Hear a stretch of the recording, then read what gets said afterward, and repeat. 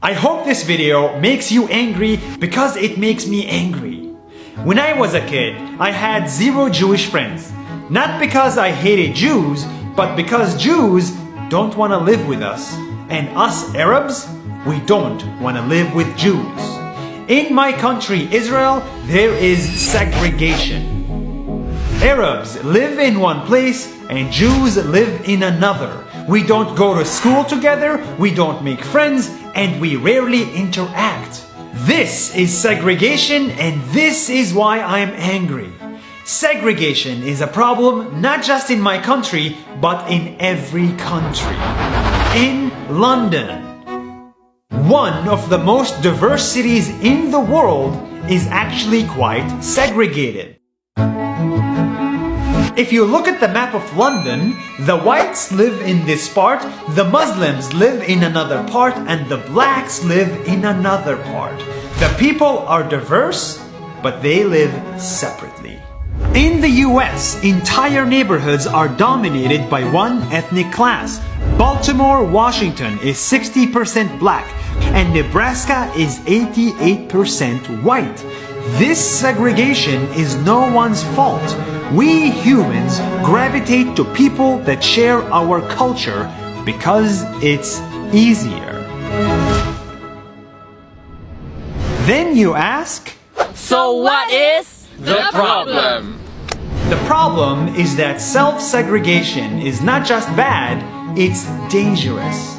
When Muslims live and grow up in a separate neighborhood in London, they are surrounded only by their culture. They don't need to integrate with other cultures, they don't need to mix with other people, and that's how you get a country within a country.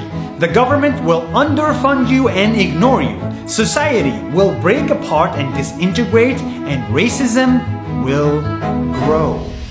Britain first! Fighting back! When we don't live together, we start hating each other, and that's why segregation is dangerous. This is a Christian country!